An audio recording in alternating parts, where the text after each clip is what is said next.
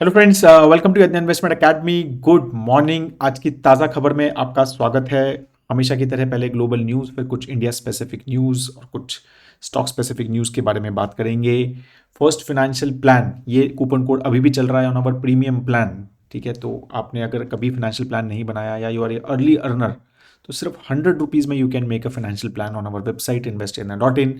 तो please do check कि ये आप अपना जो कूपन कोड ज़रूर यूज़ कीजिए। कभी मतलब फॉर स्पेशली फॉर इन्वेस्टर्स जिन्होंने कभी फाइनेंशियल प्लान नहीं बनाया है, एक अच्छी गाइडेंस डॉक्यूमेंट की तरह वो आपको एक रोबो एडवाइजरी सॉफ्टवेयर के थ्रू ये एक अच्छा प्लान मिल सकता है। स्टार्ट करते हैं आज का डिस्कशन पहले ग्लोबल न्यूज़ के बारे में। तो जैसा एक्सपेक्टेड है इस 9th को जो यूएस के टैरिफ्स हैं, राइट, उसकी जो 90 डेज की डेडलाइन थी वो ख़त्म हो रही है। तो उसी के ऊपर market, I think we will have to see कि ट्रेड डील हो रही है, किस कंट्री की नहीं हो रही है। वो सारा फैक्टर्स जो हैं डेफिनेटली आज जो है मार्केट में, मतलब आज और इस वीक मार्केट में प्ले करने वाले हैं। मतलब जो यूएस से न्यूज़ आ रही है, जो वहाँ के ट्रेजरी सेक्रेटरी हैं, उन्होंने बोला है कि भाई tariffs will boom rang back to April levels by August 1। 1 अगस्त तक उन्होंने अब ये बोला है कि 1 अगस्त तक अगर डील्स नहीं हुई तो वो वापस 2 अप्रैल वाले लेवल्स पे चले जाएंगे, ऐसा बोला है। बाकी डोनाल्ड ट्रंप की भी स्टेटमेंट आई कि tariff letters to 12 countries are being signed and going out on Monday. तो मतलब ये है कि देयर से ही सेइंग कि भाई हम एक डील्स तो जिसके साथ नहीं हो पा रही है तो उसको हम लेटर भेज रहे हैं कि भाई ये डील टेक इट और लीव इट, ये लेनी है तो लो, नहीं तो छोड़ दो। तो वो otherwise we will go with the 2 April का वैस मतलब डेडलाइन वाला जो 2 अप्रैल के टैरिफ्स थे वो हम वापस चले जाएंगे। तो ये सारी चीज़ें यहाँ पर बेसिकली चल रही है। ट्रंप ने ऑल्सो मतलब he has threatened specially Japan, right, उनके साथ ट्रेड डील कुछ हो नहीं रही है शायद। तो 30 to 35% on Japan if a trade deal is not finalised by 9 July deadline. बाकी यूके के साथ हो गया है एक, मतलब एटलीस्ट एग्रीमेंट हो गया है, चाइना के साथ हो गया है, वियतनाम के साथ हो गया है, ये तो मतलब उन्होंने जो बता दिया है। यूरोपियन यूनियन के साथ भी एक्सपेक्टेड है कि कुछ एक बेसिक एग्रीमेंट शायद 2-3 दिन में हो जाएगा। एंड इंडिया के साथ भी एक्सपेक्टेड है कि कुछ एक बेसिक एग्रीमेंट जो है टैरिफ साइड पे ये होने की उम्मीद है, राइट, बिफोर 9 जुलाई, राइट। तो वो चीज़ें यहाँ पर चल रही हैं। बाकी 4 जुलाई को Trump has signed that big beautiful bill, right. तो ट्रिपल बी जो बिल जो उन्होंने टैक्स बिल लॉन्च किया था बिग ब्यूटीफुल के नाम से, वो फाइनली साइन हो गया है, राइट। और $3.4 ट्रिलियन का बजट बिल है वो ओवरऑल, राइट। तो ऑलमोस्ट $4.5 ट्रिलियन के टैक्स कट्स जो हैं वो दिए गए हैं इसमें। But there are few cutting in incentives, renewable power electric vehicles के ऊपर इंसेंटिव बंद कर दिया है, विंड फार्म सोलर एनर्जी वगैरह पे इंसेंटिव बंद किया है, राइट। तो वहाँ से कुछ कुछ चीज़ें उनको थोड़ा सा रहेगा, but overall it is definitely going to increase, ऐसा माना जा रहा है, the deficit of US budget, right. तो वो भी एक वरी है, right, in the United State. और उसके ऊपर भी बहुत डिस्कशन एटलीस्ट सोशल मीडिया पे, especially driven by Elon Musk. तो एलॉन मस्क हैज सेड कि he is launching a new party, right. तो अमेरिका पार्टी नाम से उन्होंने एक पार्टी लॉन्च करने का प्लान किया है, लॉन्च कर दिया है शायद। और which is going to oppose, मतलब basically it will be third party as per him. तो रिपब्लिकन है, डेमोक्रेट है, अब अमेरिका पार्टी जो है वो डिस्कशन में चल रही है, which is going to oppose Donald Trump's tax bill. माना यही जा रहा है कि भाई इस बिल की वजह से मतलब जो लिमिट है डेट की वो भी $5 ट्रिलियन से बढ़ाई गई है इस बिल में। एंड बिकॉज ऑफ दैट जो है यूएस का जो डेट है वो इवन मोर एस्ट्रोनॉमिकल लेवल्स पे जा सकता है and it can be unsustainable at certain point. इसके ऊपर ही मेजरली डिस्कशंस वहाँ पर चल रहे हैं। बाकी चाइना और यूयू के बीच में भी कुछ कुछ इंपोर्ट रिस्ट्रिक्शंस वगैरह चल रहे हैं। There is some tension and trade tussle which is going on consistently. तो पहले क्या हुआ कि सबसे पहले यूरोप ने चाइना के जो ईवीज़ हैं उसके ऊपर एक बहुत बड़ी इंपोर्ट ड्यूटी लगाई थी, राइट। और उसके बाद फिर चाइना ने वहाँ की कॉग्नैक वगैरह जो मतलब वाइन वगैरह होती हैं उसके ऊपर इंपोर्ट ड्यूटी लगाई। अब यूएस सॉरी यूरोपियन यूनियन ने चाइना के कुछ मेडिकल डिवाइसेस कंपनीज को मना कर दिया है कि ईयू के पब्लिक टेंडर्स में पार्टिसिपेट करने के लिए, राइट। तो इसके ऊपर भी चाइना ने भी अब बोला है कि भाई हम भी ईयू के मेडिकल डिवाइसेस नहीं खरीदेंगे, मोर देन $6.3 मिलियन से ज़्यादा के medical devices we will not buy from EU. तो यहाँ पर भी एक टसल जो है ईयू और चाइना के बीच में भी एक ट्रेड टसल चल रहा है, which is not being discuss too much because US का ही इतनी ज़्यादा न्यूज़ चल रही है कि इसके ऊपर बात नहीं हो रही है। एंड इसीलिए जो बार बार हो रहा है ना कि इंडिया यूके एफटीए और इंडिया यूरोप एफटीए, राइट, तो ये बहुत सिग्निफिकेंट है ये सब सिचुएशंस के लिए, right, and it can give like lot of good leeway, right, और lot of good market from for Indian products. तो इसीलिए फोकस, जबकि ज़्यादा डिटेल बात यूएस और इंडिया या यूएस के साथ सब ट्रेड डील्स की बात हो रही है, बट मोस्टली जब हम एनालिसिस करते हैं तो शायद यूरोप के साथ जो है trade deal is I think more important, F T is more important than may be US, right, अगर हम ओवरऑल उसके हिसाब से देखें तो। ठीक है, बाकी अगर ओवरऑल देखें तो 10 ईयर जी सेक थोड़ी सी बढ़ी, 4.35 वापस पहुंच गई, मेजरली बिकॉज ऑफ इकोनॉमिक कुछ जॉब डेटा वगैरह आया था फ्राइडे को, तो which was positive then expectation. तो इसलिए फिर से वही हो गया कि भाई इंटरेस्ट रेट शायद नहीं कट होंगे। तो पहले जब आया था तो इंटरेस्ट रेट लग रहा था कट हो जाएंगे, अब कह रहे हैं इंटरेस्ट रेट नहीं कट होंगे, तो वो थोड़ा बढ़ गया है, राइट। डॉलर भी फ्लक्चुएट कर रहा है, 97 से भी थोड़ा नीचे चला गया है, और ऐसा माना जा रहा है कि मतलब एक्चुअली आई थिंक 1972-71 के बाद डॉलर H1 में, राइट, एक हाफ ईयर में, मतलब हाफ ईयर में सबसे ज़्यादा गिरा है। ठीक है, ऐसे इतना ज़्यादा कभी नहीं गिरा है वो, लास्ट 1971, 72 या 73, मतलब इस टाइप में कुछ ईयर आई रेड समवेयर कि उतना गिरा था, उसके बाद कभी नहीं गिरा है। तो वो भी एक डेफिनेटली एक फैक्टर है। जैसे मैं बार बार बोलता हूँ कि ये डबल थोड़ा सा इंडिया को बेनिफिट मिलता है कि तो क्रूड ऑयल प्राइसेस भी मतलब एक डिसेंट लेवल पे हैं 68-67 के आसपास, और फिर डॉलर भी गिर रहा है, तो इट गिव्स, और इसकी वजह से ही इंडिया का जो अगर आप देखोगे फॉरेन रिजर्व जो है वो कंसिस्टेंटली बढ़ रहा है, $700 बिलियन क्रॉस हो गया है, right, and all time high के बहुत ही क्लोज पहुंच गया है। तो ओपेक, जैसा मैं बताया था कि यूएस सॉरी क्रूड ऑयल जो है उसका प्राइजेस ऑलरेडी 67-68 में है। अब ओपेक ने ऑयल आउटपुट बढ़ाने की बात की है, राइट, तो दे आर सेइंग कि भाई डिमांड जो है वो बढ़ रही है, इन्वेंट्रीज जो हैं ग्लोबली कम हो रही हैं, तो that's why we are increasing the oil output. तो ऐसा कह के उन्होंने ये स्टार्ट किया है। But again because of this जो है, एटलीस्ट ये तो है कि शायद मतलब अनलेस एंड अनटिल अगेन कोई जियोपॉलिटिकल इशू होता है तो crude oil should be now at stable level.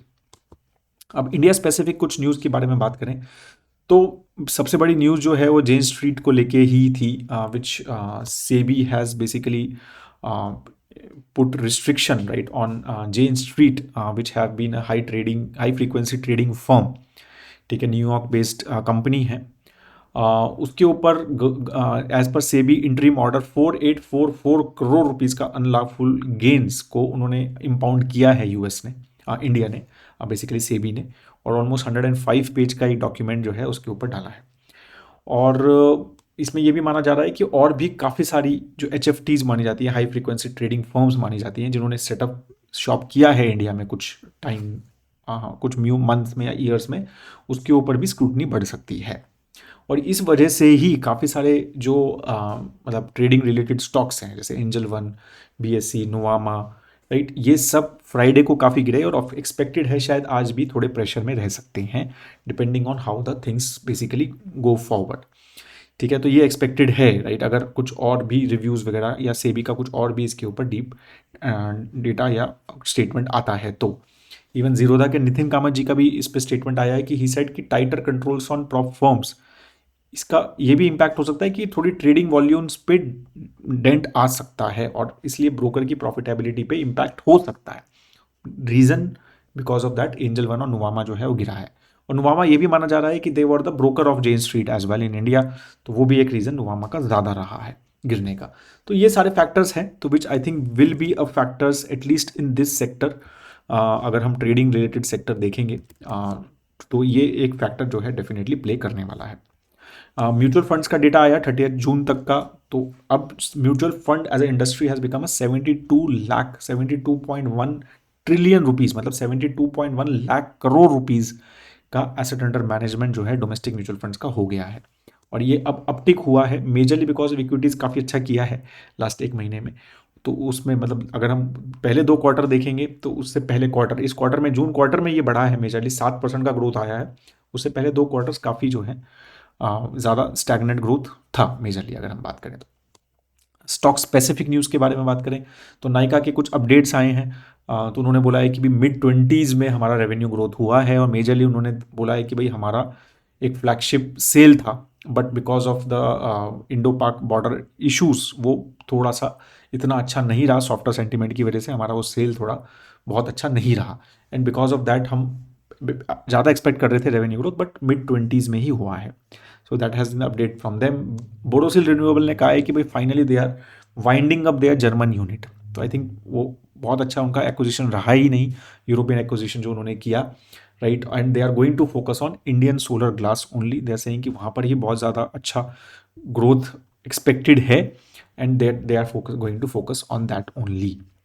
Marico का भी अपडेट आया, रेवेन्यू मतलब जैसे अपडेट आता है क्वार्टरली अपडेट, तो रिजल्ट नहीं आया है, अपडेट आया है।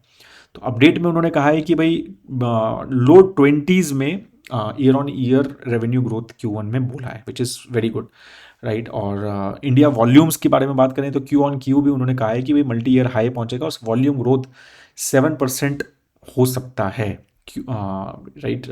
तो ये मतलब सॉरी 7% से ज़्यादा हो सकता है। Q4 में 7% था, तो दे आर सेइंग कि we can even do better this time. तो ये सारी चीज़ें हैं। तो अगेन बट उन्होंने यही भी कहा है कि जो हमारा प्रॉफिट है, ग्रॉस मार्जिन है, वो प्रेशर में रहेगा, बिकॉज जो कोपरा प्राइजेज हैं, जो बेसिकली कोकोनट के प्राइजेज हैं, वो बढ़ रहे हैं, right. And because of that की मतलब रेवेन्यू ज़्यादा ग्रो होगा, बट प्रॉफिट इतना शायद ग्रोथ नहीं होगा, that's what they are saying. But still market is expecting कि उससे बेटर मतलब उनका रिजल्ट एक्सपेक्टेड है। डाबर का इतना अच्छा नहीं है। डाबर ने कहा कि भाई Q1 प्रॉफिट अनसीजनल रेंज और शॉर्टर समर की वजह से हमारे हिट हुए हैं, और तो low single digit percentage revenue growth ही दे आर सेइंग, और प्रॉफिट जो है वो थोड़ा उससे भी कम रह सकता है, majorly driven by unseasonal rain. उन्होंने कहा है कि हमारा बेवरेज सेल जो है, रियल जो उनका फ्रूट जूस है मेजरली, और बाकी जो बेवरेजेस हैं उनके, तो they are have not done well. So that's what their thought process is. तो अब जो है जो इस वीक की अगर हम बात करें तो कुछ रिजल्ट्स भी एक्सपेक्टेड हैं। TCS का एवेन्यू, टाटा एलेक्सी का रिजल्ट जो है एक्सपेक्टेड है कि इस वीक आएगा। तो ऑफ कोर्स अब इस वीक वी शुड एक्सपेक्ट कि रिजल्ट साइकिल शुरू हो जाएगी Q1 की, and so more stock specific news I think will be more prevalent, like उसके बारे में हम डेफिनेटली ज़्यादा बात करने वाले हैं इस वीक में। बाकी minutes of meeting of the last Fed की जो मीटिंग है वो भी मिलने वाला है हमें, तो उसके ऊपर भी शायद थोड़ा बहुत एक रिएक्शन मार्केट का, स्पेशली US मार्केट का आ सकता है, कि how basically they are looking at from the interest rate cut, और मतलब होल्ड करना है, वो सारी फैक्टर्स भी रहेंगे। बाकी तो आई थिंक 9 जुलाई जो डेडलाइन है for tariffs, US tariffs, definitely उसके अराउंड जो है थोड़ी बहुत volatility which can see in the market. ठीक है, so that is what the major news is. I will just share a small knowledge section. एक इंटरेस्टिंग चार्ट मिला था।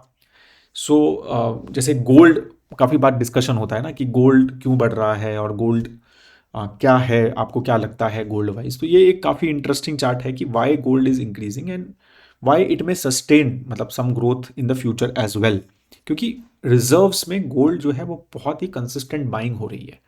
तो अगर आप देखोगे तो पहले यूरो से ज़्यादा, फर्स्ट मतलब ये शायद हमने न्यूज़ में भी कवर किया था मैंने पहले, but just to in the knowledge section as well कि gold has overtaken euro reserves now. ठीक है, तो अब जो है गोल्ड जो है ऑलमोस्ट 19% रिजर्व पे आ गया है, और यूरो जो है ऑलमोस्ट 15% पे ही रह गया है, तो एक्चुअली गिर रहा है, राइट, परसेंटेज वाइज।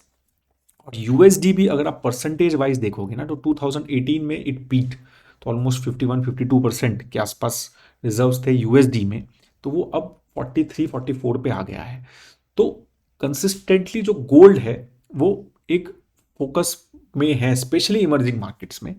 यूरोप में इतना ज़्यादा नहीं है as per the various estimates, तो बट इमर्जिंग मार्केट्स के जो सेंट्रल बैंक्स हैं, more and more they are trying to increase their allocations in gold, और ये कंसिस्टेंटली अभी भी चल रहा है। तो इसीलिए शायद gold prices, yes they have gone up a lot, but मतलब there is a reason, there is a base towards it, right. तो ये हो सकता है ये थोड़ा बहुत और सस्टेन करे, गिवन ऑल द ये सब ट्रेड की वजह से जो अलग अलग धमकियां दी जा रही हैं बाय US, और all these things which are going on geopolitically world में। तो ये थोड़ा बहुत सस्टेन करने की आप उम्मीदें मान सकते हैं from all the analysis perspective.